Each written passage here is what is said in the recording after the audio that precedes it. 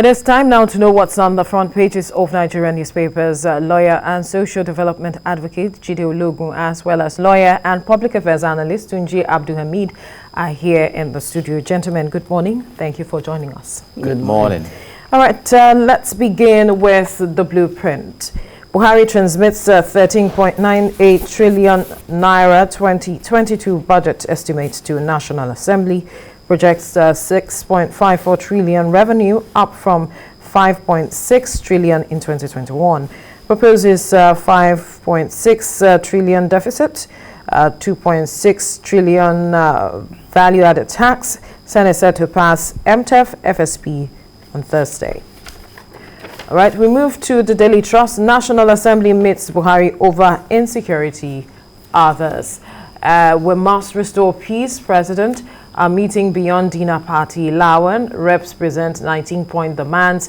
Why Senate rejected Onoche as INEC commissioner. We move now to the Daily Times. Senate goes tough on ballot box snatchers. Others. You find details of the story on the pages of the Daily Times. To the first newspaper now. Now it's 20-year jail term for ballot box snatchers as Senate passes fresh bill. The first newspaper there. Now it's 20-year jail term for ballot box snatchers as Senate passes fresh bill. To the News Direct now. Senate approves 20-year jail term for ballot box snatchers. Senate approves 20-year jail term for ballot box snatchers. To a Business Day, COVID-19, Nigeria's weak economic recovery calls for concern. Nigeria's weak economic recovery calls for concern. To this day newspaper now, Buhari reviews nation state, says Nigeria lucky to remain one, urges politicians to respect people's right to choose their leaders, vows to end insecurity. Find details of the story on the pages of this day. To the Vanguard, use mercenaries to fight insurgency. Reps tell federal government recommends special training of 40,000 policemen, installation of CCTV cameras on highways in major cities, public centers, call for local security committees across the 774 local government areas, recommend use of open grazing, ranching in states not opposed to both. Reps Amendment Bill 6, stiffer penalties for use of unlicensed firearms, recommends local production of light weapons. All right, to the Nation newspaper, Senate bill proposes 10 years jail for hate speech, 20 years imprisonment for ballot box snatchers in past Electoral Offense Commission bill. Right, we move to the Punch newspaper now. Buhari is set to represent Onoche. PDP Senator differ over rejection, nomination viable. Buhari hasn't withdrawn confidence in her presidency source. Onoche is not rejected because of political affiliation, says INEC committee chair. Ruling party desperate to hang on to power by all means, alleges opposition. Right, to the Guardian newspaper now. Lawmakers Boko suspend media censorship bill, reject Onoche. Press bill, we are suspending process for more consultation, says sponsor. Falana urges NPAN, NUJ, NGE to form new code of conduct. Ozagume federal character as reason for rejecting Onoche fee saving. PDP insists on more effort to secure Electoral Act. We'll move to the Daily Sun now. INEC Senate Dams Buhari rejects Onoche. PDP Northern Youth CTA hail decision. And to the Nigerian Tribune, ballot box snatchers risk 20 years in jail. Senate passes bill to establish Electoral Offences Commission. And that is where we will begin, gentlemen. The Senate has passed the Electoral Offences bill establishing the Electoral Offences Commission, which, as some have said, will unbundle INEC. That's INEC, the commission. But then what is in the bill is that ballot box snatchers will risk 20 years in jail. Because a lot of persons have said that INEC cannot prosecute electoral offenders. There has to be a commission which is saddled with that responsibility. And that is what we are seeing the Senate pushing now. And I wonder what confidence you have with this new development that we will see how this will change the narrative with our elections. Let me start with you. It's a great thing to have this law coming out. But when you talk about setting up a commission to focus basically on electoral offenses, are we not duplicating what we have? So are we so rich now that we can have all these commissions? By virtue of the insecurity in the land, we have the Ministry of Disaster and Humanitarian Affairs, and we have laws in the land that need to be implemented. I recall that towards 2019 election, electoral offenses were ruled out, and almost all of them were committed, witnessed by some of us who were monitoring. Yes. You must still recall the name Demola around the Okota axis in Lagos. So what have we done to these electoral offenders? Some were still campaigning, displaying their posters at the polling booths. We saw all these things. Yeah. So Nigeria, I think it has to do more with implementing these laws. When you talk about kidnapping, there are laws against kidnapping, different kinds of laws in the country. So, and the big question now is that when we talk about snatching of ballot boxes, who are the people sponsoring the snatching? Are they not desperate politicians, highly influential? So have we come to the state where the laws of the land can freely operate as expected by the dictates of rule of law? But if we have not established that systemic effectiveness, then we may make as many laws as possible. They will be flouted. And by and large, I want to suggest, what about the input of transmitting results electronically?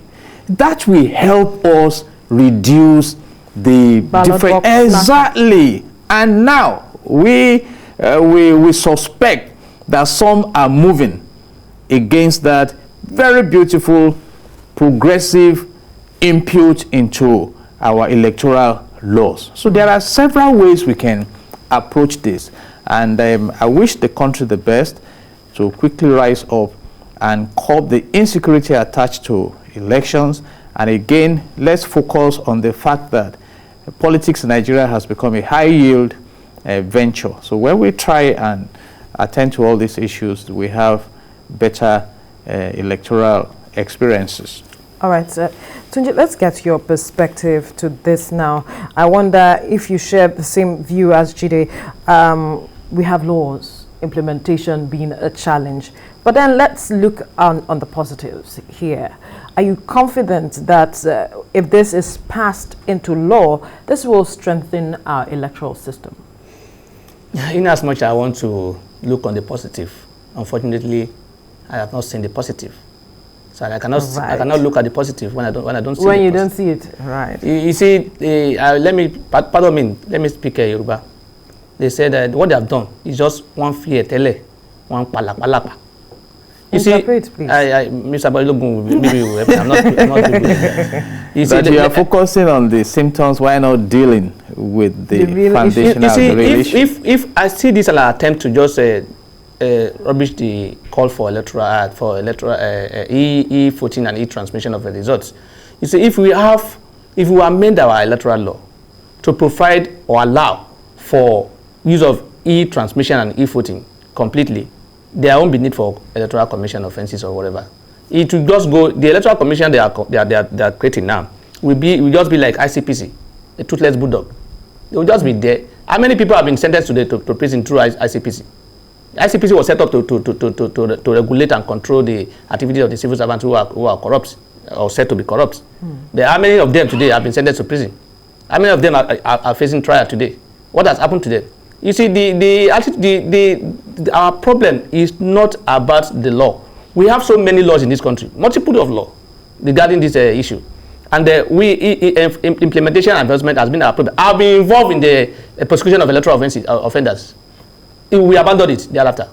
Why? Because those who engage us are not giving us facilities and information to work with. That means the INEC. We are not getting required documents. We are not getting the required witnesses to come and testify. We are not getting everything we are asking for. We are not giving to us. So at the end of the day, we on our own, naturally, the case just die. So it's not about commission, it's about our willingness to be able to do the right thing. And if I believe if we go e-voting and e-transmission, the issue of ballot snatching or whatever will not be there, or even reduced. If I thought that it will be used. And you see that we should go the way or that will reduce prevent rather than looking for cure. Why is it a challenge for us to just toe this path, knowing that it will be easy for us? I mean, that willingness, what would it take for us to draw it out and just implement and you talked about e-voting, collation of results and everything. Why is it so difficult? Why don't we trust ourselves? Because we've had a situation where some persons say that people will be able to manipulate figures and all of it. I'm wondering. You see, the essence of, in Nigeria, the truth is that our election is not free and fair. Because the highest rigor or the best rigor wins election in this country. That's what's going on. Yeah, it is a challenge because most of the people who are fully into politics, in other words, those who are interested in becoming representing us, the majority of them are aware that if we have a fair election, fair election, yes, majority of them will not win election. Most people at the National Assembly now, or House of Assembly, or State or House of Rep, or wherever, even the governors, most of them won election because, even the president, most of them won election because of the people who supported them. Not because of their character or because they have the capacity or because they have the people believe in them. No. Most of the elections are won by these people because if you have one good person, a strong politician who is influential, in other words, is what you call Baba Saleh or the Godfather.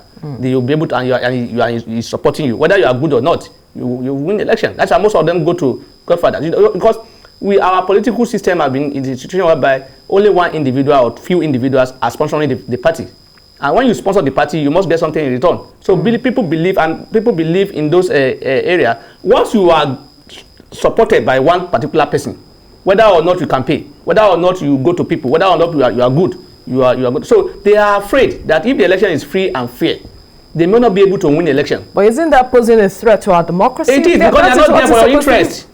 They are not there for your interest. They are there for their personal interest. They want to retain their position or even continue or go higher. So they want to look at the situation whereby this will be possible for them without any problem. So they are not. If they are there for you, they will not be thinking of this. They will not. They are drawing us back. It's simple. Just amend the electoral law to allow for e-transmission and e-voting. The issue of a ballot snatching will not be there again. In fact, it will reduce. In fact, finance will even be reduced. There won't be need to buy boxes and whatever again. There won't be need to buy to print ballot papers and so you won't pay people again to say you are going to go and stay somewhere and sit somewhere or even build a cubicle or something. So it will reduce cost, but because it will not serve their interest. It will not give them what they are looking for. It will not give them the result they are looking for. They will not want to support it. And that is the essence of it. At what point would we realize that there is the need to entrench democracy for a country like ours and be progressive with our policies, decisions, and all of it? At the point we have resourceful leadership. You see, what we are discussing is a function of change management. Recently, while discussing the ban of Twitter, somebody said we should go back to the Stone Age. You see, we need to catch up with the world, making progress. And like Barrister Abdulhamid brilliantly mentioned, some are afraid because of their interests. But let me just assure us, we have no choice going down the lane. I was monitoring the remark of the former Emir of Kano, Lamido Sanusi, advising the southern governors that they need not waste their time passing the anti-open grazing laws, that naturally open grazing will fizzle out. But I was concerned when he mentioned 50 years, and I'm wondering what happens to Nigeria if the violence attached to that business continues for another 50 years. So you see a government structure that should flow in the line of advancement resisting that advancement. But in change management, we have those stages, and until they come in touch with the light of what we have, but already we are beginning to experience it. For example, look at the BVN issue. You want to transfer funds, you put your thumbprint, it brings out your... So why can't we get to the polling booth and educate the voters that, hey, for you to vote, you must be relevant in terms of IT. Do your accreditation and voting at the same time, and it is transmitted to where it is collated. I think we spent about 286 billion naira for the last election. We saved costs. Look at during the lockdown, people were working from home. In fact, now some have not resumed. Yes. But you look at the unnecessary expenditure, you have to bring different kinds of, but I think it's just our way of doing things now. It may not be the same in Rwanda, for example. It may not be the same. And the private sector is showing signs. At a time, 75 human beings may attempt to rush into the banking premises, but now it's not the same. There is a security control there. It has to be one person after the other. We got used to it. At a time when we migrated from not using seatbelt to using seatbelt, some were using their trouser belt, but now the majority are complying. So it's now for the government to look out of the window and connect with countries that are making progress. And I can let you know, for example, if you look at the Charter of Personal Management of Nigeria, where I belong also, we do e-voting. So beautiful and seamless and rancor-free. Yes. Rancor-free. For past 8 years. And again, there is another lacuna here. If we decide to go in that direction, do we have the backup electricity? Do we have, you know what I mean? Systems at a point in time in our port, I can talk about the Apapa port. Facilities were installed to make the processes faster. Are they working today? Okay, now in terms of insecurity, we are proposing to install CCTV on highways. Which electricity will we use to power the CCTV? So we need to think all these things through. Look at countries that have achieved what we are proposing to achieve and do what they did. What did Singapore do? What did China do? What did Switzerland, Australia, the Sweden, the Iceland? Then we do it. What have they done in the UAE? All countries of the world have challenges, but how they engage their challenges differ. Right. So let's make progress. Let's make progress. So like I started, when we have resourceful leadership, I'm not saying that those who are there now are not resourceful. They are, to the extent of what they can provide. I think we will make rapid progress, and that is a hope we have for our country. All right, your final word. Let me just continue from where I stopped. When we have people that are putting the interests of the nation ahead of their party's interest or their personal interest, then we'll progress. Right. Gentlemen, Tunji Abdul Hamid, Jide Olugun, thank you so much for your time on the newspaper review.